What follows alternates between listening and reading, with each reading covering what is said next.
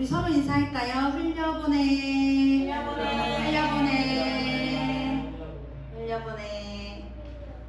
우리 또 인사할게요. 축복합니다.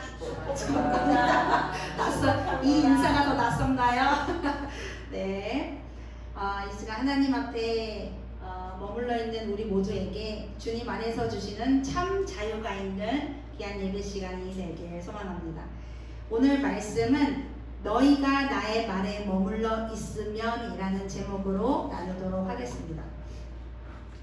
대개 사람들은 자유를 얻길 원합니다. 그렇죠? 어딘가에 구속하기보다 자유롭게 살고 싶어 합니다. 저만 그런가요? 그럼 기레스트 쌤과 저만 자유롭게 살겠습니다. 네, 내가 원할 때 놀러가고 원할 때 일하고 그럴 수 있는 자유로운 직업을 갖기를 원하고, 또 내가 자고 싶을 때 자고, 놀고 싶을 때 실컷 놀고, 먹고 싶을 때 먹고 싶은 거 먹고, 원하는 대로 하는 삶을 우리는 바라며 원합니다. 그것이 자유라고 생각하기도 하죠. 누구도 나를 통제하지 않고 내가 원하는 대로 사는 삶, 그것이 진정한 프리덤, 자유라고 생각하며 그런 삶을 발휘합니다. 그런데 우리는 알죠? 우리가 원하는 그 자유의 기준의 삶을 살 수 없음을 우리는 알고 있습니다. 그리고 또한 아는 것이 있어요. 그러한 삶이 우리에게 진정한 자유를 주는 삶이 아니라는 것도 잘 알고 있습니다. 그렇다면 우리는 자유로운 삶을 살 수 없을까요? 오늘 말씀에서는 자유로운 삶의 방법을 제시하고 있습니다. 오늘 말씀 31절 하반절부터 32절을 제가 다시 한번 봉독하도록 하겠습니다. 너희가 나의 말에 머물러 있으면 너희는 참으로 나의 제자들이다. 그리고 너희는 진리를 알게 될 것이며 진리가 너희를 자유롭게 할 것이다. 아멘. 우리를 자유케 하는 것은 무엇이라고 말씀하시나요? 진리라는 것입니다. 근데 진리가 무엇입니까?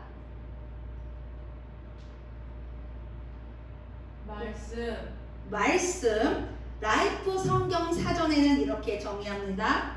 참된 도리. 언제나 누구에게나 타당하다고 인정되는 인식의 내용이라고 합니다. 그런데 언제나 누구에게나 타당하다고 인정되는 인식의 내용, 인식의 것들이 있을까요? 많은 사람들이 난 이것이 옳다, 어떤 사람은 저것이 옳다 하면서 각자 입장이 다릅니다. 뭐 정치적인 것도 보면 알죠? 좌파 우파로 나뉘죠. 근데 그들은 좌파는 이게 옳다라고 주장합니다. 또 우파는 이게 옳다라고 주장을 하죠. 근데 정치만 그런 것이 아닙니다. 교단, 교회 내에서도 똑같아요. 어떤 교단에는 복음이 이런 거야, 또 뭐 교회는 이러해야 돼, 어떤 기준에 따라 다들 의견이 달라요. 그러면 어떤 사람들이 진짜 참된 도리를 갖고 있는 걸까요? 참된 진리를 가지고 있는 것일까요? 어떤 것에도 통합할 수 있는 것은 세상에는 거의 없다고 볼 수 있습니다. 그렇다면 여기서 말하는 진리는 이 땅에 존재할 수 없는 걸까요? 모두가 타당하고 마땅하다라고 여기는 도리가 없다면 이 땅엔 진리가 없다고 봐야 할까요? 라이프 성경 사전에서 말하는 이 진리의 개념이 좀 더 구체적 또 추가적으로 정의되어 있는 게 있어요. 성경에서 진리는 하나님의 속성 중 하나라고 가르친다. 하나님은 거짓이 없으시며 변함도 없으시며 영원히 진실하시고 참되시다 라고 정의를 하고 있어요. 진리를. 그러니까 이것을 보면 진리는 하나님의 속성으로서 어떤 특징을 가지고 있다는 거죠? 변함없다. 너무 잘 들었네요. 변함이 없고 무한해요, 유한해요, 무한해요? 무한하다라는 거야. 영원하다라는 것입니다. 그러니까 진리는 변하지 않는 어떠한 가치를 말하는 거예요. 변하지 않는 거를 우리는 이런 단어로도 표현합니다. 본질. 근데 변하는 거는 뭐라고 표현해요? 비본질이라고 표현합니다. 자, 예를 들어 볼게요. 우리가 살아가기 위해 필요한 것은 뭐가 있을까요? 그냥 우리가 살아가기 위해 필요한 거 뭐 있어요? 돈 그렇죠? 집, 음식, 옷, 휴지. 지금 다 말해봅시다. 지음이는 뭐가 필요해요? 살아가기 위해 언니는 지금 휴지 필요하대요. 물, 그렇죠. 물 필요하죠. 우리 대답 안 한 한 분 있어요? 뭐가 필요할까요? 다 필요해. 사랑이 필요합니다. 네, 자, 좋아요. 네, 좋아요. 사랑이 필요하죠. 맞습니다. 자, 여기에 나온 많은 이야기들 중에서 본질과 비본질로 나뉠 수 있는 많은 대답들이 나왔어요. 근데 우리가 뭔지 알죠? 사람이 살아가기 위해서 아주 절대적으로 필요한 것들이 있었어요. 지음이가 말한 물이 없으면 사람이 생명이 유지될까요? 아니요. 안 돼요. 죽어요. 근데 우리 여러분들이 말한 돈 없으면 죽어요? 아니요. 살아요. 집과 뭐라 하죠? 음식. 음식은 중요한 거예요. 음식은 아주 중요한 거예요. 생명 유지되기 위해 중요한 건데 집은 원래가 들어있는 집. 없어도 집에서 자면 되죠. 그쵸? 집은 그렇게 무조건 필요하다고 볼 수 없어요. 옷 특히 더 그렇죠. 발가벗고 다닐 수는 없지만, 그러니까 말하고 싶은 것은 옷이 예쁘고 헐겁고 이런 것이 중요하지 않다라는 거예요. 휴지 꼭 필요해요? 네. 씻으면 손으로 닦으면 되지. 손으로. 그러는 거 아닌데. 이거 따집니다. 휴지 뭐 코 풀어야 돼요? 어쨌든 없어도 살아요. 사랑은 어떨까요? 근데 휴지로 옷도 만들고. 옷도 만들고 좋아요. 휴지로 사람 없어도 옷도 살수 있는. 만들고. 신발에 어. 만들고 휴지로. 사랑은 없어도 살 수 있다고 합니다. 어떻게 생각하십니까? 생명은 유지되죠. 생명. 생명은 유지되죠. 어쨌든 좋습니다. 네, 어쨌든 그래요. 자, 또 질문을 하나 해볼게요. 예배 드리기 위해 필요한 것은 뭘까요? 황금. 헌금 아주 중요해요. 헌금 많이 하세요. 자, 헌금. 하나님. 하나님 필요하고요. 맞아요. 하나님 또 뭐가 필요해요?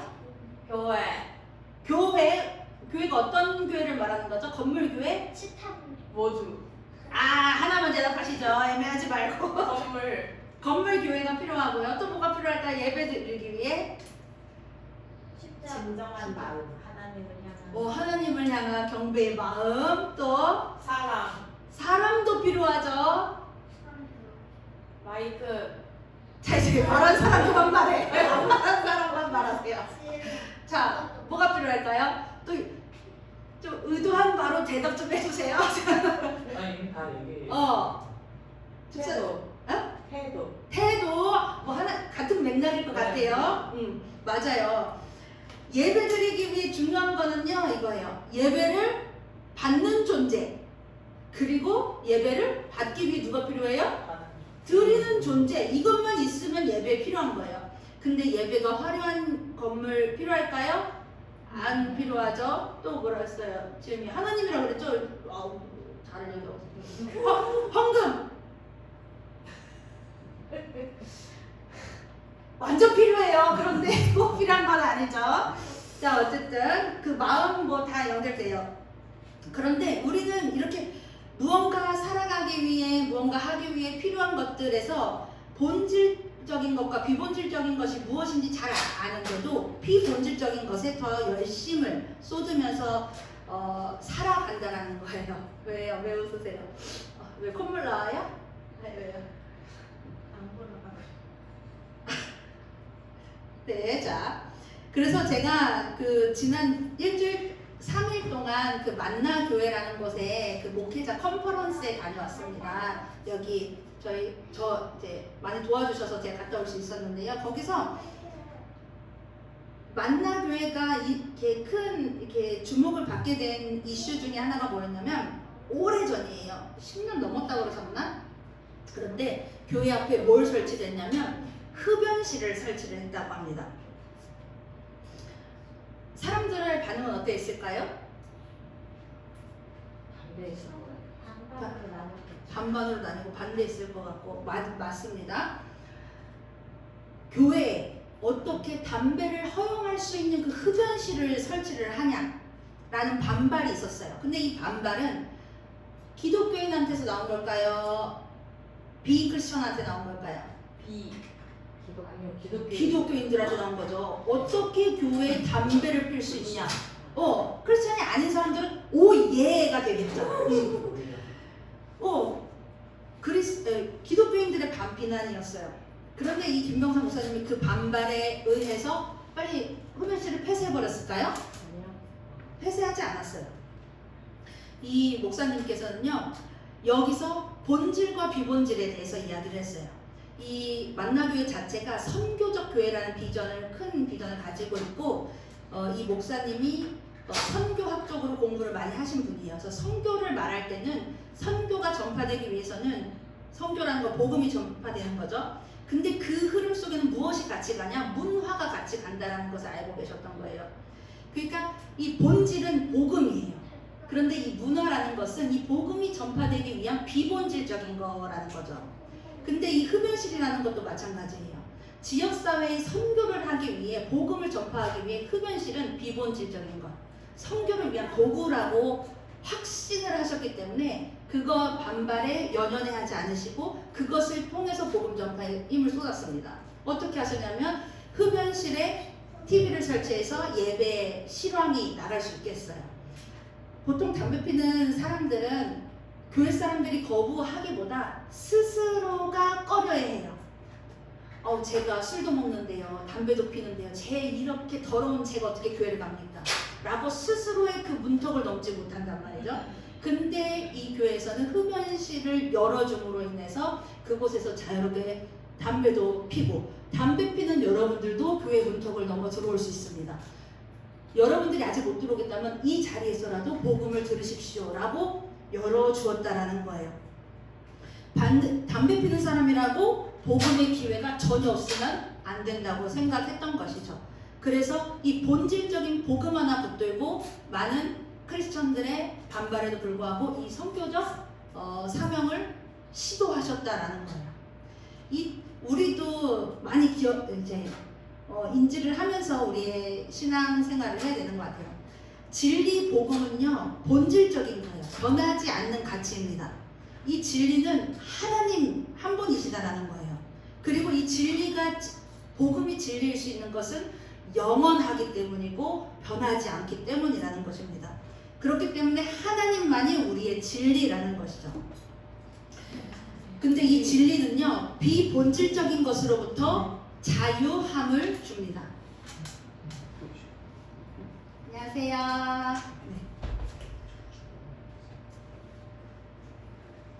네. 우리 삶에 자유, 혹시 내 삶에는 뭔가 억압을 많이 받고 얽매여 살아가고 있는 것은 아닌가? 라고 생각이 들 때가 있습니다. 내 삶에 자유함이 없다라는 그런 분들이 있다면 내가 무엇을 쫓아 살아가는지를 한번 돌아보셨으면 좋겠어요. 진리를 쫓아 살아가는 그 삶은요, 자유함이 우리 삶에 있습니다. 그런데 비본질적인 것을 쫓아 살아가면 우리는요, 계속 자유함이 없는 거예요. 답답하고 걱정스럽고 불안하고. 관주 성경에는 진리라는 것을 이렇게 해석하고 있어요. 예수 안에서, 예수 그리스도 안에서 가까이 하게 된 하나님의 현실이라고 말합니다. 그러니까 이거는 진리라는 것은 예수 그리스도를 통해 누구에게 더 가까이 가게 하는 거예요? 하나님께 더 가까이 가게 하게 된다는 겁니다. 즉, 복음을 통해 하나님의 현실 안에 거하게 된다는 것을 말하는 거예요. 제가 존경하는 제가 상담대학원도 졸업했었는데요. 교수님이 계세요. 저희 결혼 주례를 서주신 교수님인데요. 그 교수님은 맨날 이렇게 자기를 소개하거나 하셨어요. 키가 저보다도 작으신 분이거든요. 남자 교수님이세요. 근데 이제 키 작은 것이 옛날에는 좀 그 핸디캡이었겠죠. 남성으로서. 근데 지금은 이렇게 하십니다. 하늘에서 쟀을 때 제가 여러분들보다 키가 큽니다. 라고 이야기를 해요. 그러니까 교수님의 관점은 땅에서부터의 그걸 바라보는 것이 아니라 하늘에서부터 쟤는 나의 하나님의 시선으로 나를 바라보며 자신의 그 정체성을 하나님 안에서 바라보게 되신 거죠. 이런 찬양도 있습니다. 나 지금은 비록 땅을 벗하며 살지라도 내 영혼 어디에? 저 하늘을 디디며 사네. 이런 찬양이 있어요. 진리는요, 복음을 통해 우리가 이 땅에 살아가지만 하나님 현실 안에 거하는 삶이라는 겁니다. 우리는 이 땅을 디디며 살아가고 있지만 진리 안에서 사는 삶은 이 땅에서 하나님의 현실, 하나님의 통치, 하나님의 시간 안에 살아가게 되는 삶이라는 것이죠. 예수님께서 진리가 너희를 자유롭게 할 것이다 라는 말씀을 하셨어요. 근데 그 말을 누구에게 했을까요? 어떤 사람들에게 했죠? 주보에 본문이 적혀 있죠? 누구에게 했습니까? 죄 짓는 사람. 네? 말씀에 있는 대로 읽어주시기 바랍니다. 네. 아브라함의 자손. 자, 31절에 나와 있어요.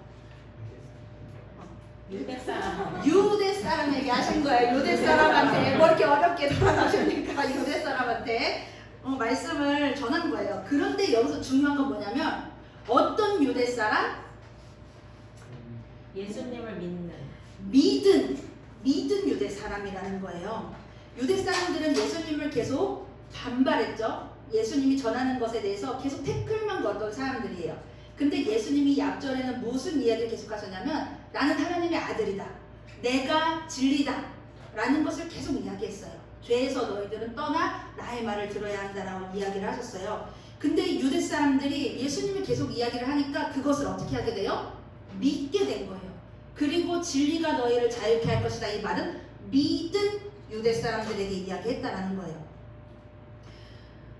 근데 이미 예수님의 말을 믿었어요. 근데 믿은 사람들한테 또 진리에 대해서 이야기를 하고 있는 거예요. 왜 그러셨을까요? 믿으면 끝이잖아. 믿으면 천국 가잖아. 왜 믿었는데 계속 진리가 뭐야? 진리대로 살아야 돼 라고 이야기를 했을까요? 올바로 믿게 하기 위해. 여러분들 예수님 믿으시죠? 믿으면 구원받는데 뭐하러 교회 와서 예배 드리세요? 그냥 저기 바닷가 가서 놀면 되잖아. 왜 교회에서 와서 예배도 드리시고 시간을 할애하시고 기도도 하시고 말씀을 읽으시는 거예요? 그것은 예수님이 말씀을 믿은 사람들에게 믿는 것이 신앙의 끝이 아니다. 결론이 아니다라는 것을 말하는 거예요. 이제 너희들이 믿었으면 그 다음 스텝이 있어. 그건 뭐야? 말씀이 너희들의 삶을 이끌어 가야 해 라는 것을 말하는 거예요. 머리로 믿는, 머리로 아는 믿음을 뛰어넘어서 말씀 따라 행동하는 삶으로까지 이끌어내야 하기 때문에 그것이 하나님의 말씀하시는 진리이기 때문에 너희들이 믿는 것에 그치는 것이 아니라 진리의 말씀대로 살아야 돼 라고 이야기를 해주고 계시는 겁니다. 우리가 우리의 믿는 것으로 믿음이 멈추면요, 우리의 신앙은 그냥 머리만 커지는 신앙이 되는 거예요. 머리만 커지는 믿음이 되는 겁니다. 난 성경 모태신앙이고 어지간해서 많이 읽었고 많이 알아. 그거 그런 거잖아 라고 생각하면요, 아는 것에 그치지만 아무런 변화가 없는 삶을 살게 되는 거예요.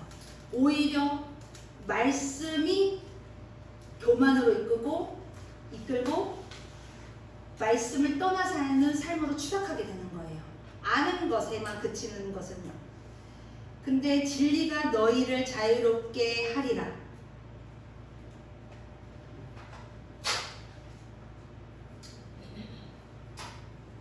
이 말씀은 믿음에서 끝나는 것이 아니라 말씀의